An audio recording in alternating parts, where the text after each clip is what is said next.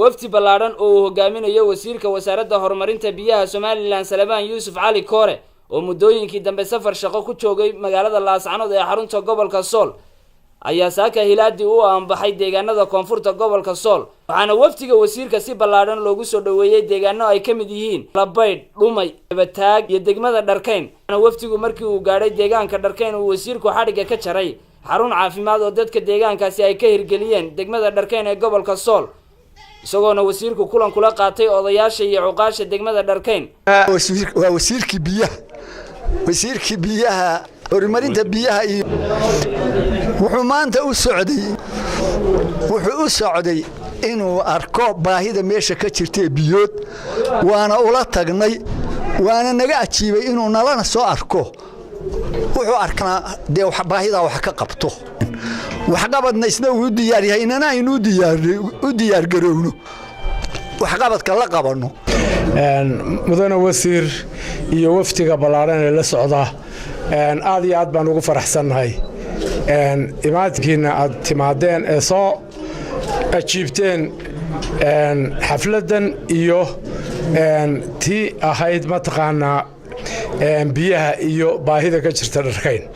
ama deegaankanba aad baan ugu faraxsanahay kaagana mahad celinaynaa aqbalaada iyo imaatinka aad indhahaaga ku aragtay dhibaatada iyo baahida ka jirta dhulkan dhakhtarkan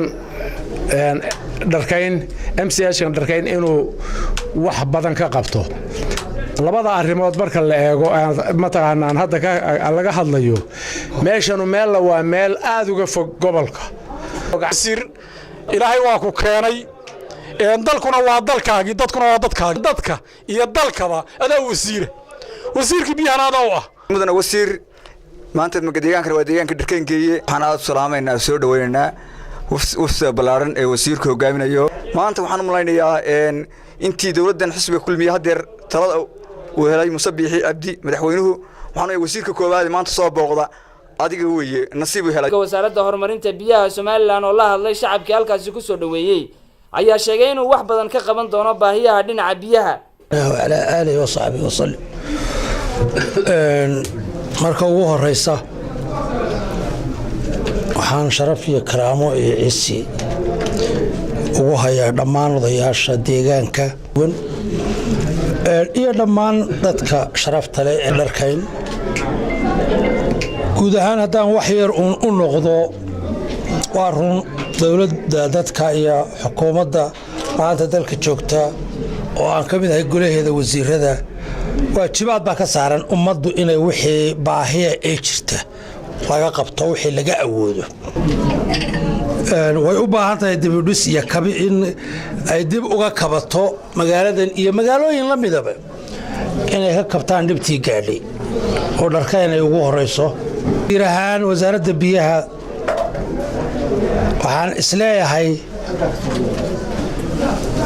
waxaan isleeyahay wixii awooda waxaan siin doonaa 2 tuulo oo aan soo arkay 2 magaalo 2 degmo oo Dharkayn iyo Agoljanno ummaddu markay wax wada leedahay 2 waajibaad baa jira waajibaadna dawladda leh oo calanka iyo ciidda iyo dawladnimada in la ilaaliyo qofka muwaadinka xaq baa loogu leeyahay xaq bayna ugu leedahay inuu muwaadinku xaqiisa helana waa dastuur iyaduna marka waxaan idinku leeyahay war kumitida oo dad deegaankan u hadla oo horumarkooda ka shaqeeya oo idinkiyo dawladda isku keen xidha oo maamulka idinka wakiila sameey reer Somaliland oo awoodda dhulbahanta Ingiriiska maalinta ku haystaa ma jiro maanta haddaynu reerka nahay oo aynu fahanno waxa aynu inaga awoodeen haddaynu fahanno dhul iyo dadba cid ina ku gaadhaa ma jirto from Buuhoodle oo maanta halkay ka jirto ilaa iyo Ceelaayo ayaynu degannahay cid Somaliland oo degan ma jirto wasiirka wasaaradda horumarinta biyaha Salebaan Yuusuf Cali Koore ayaa dhammaan deegaanadii uu safarka ku marayay si ballaaran loogu soo dhaweeyay iyadoo ay odayaashii waxgaradka iyo shacabku ay ka qayb qaadanayeen soo dhaweyntaasi maxamuud aadan askar maxamuud guray saab TV magaalada Laascaanood.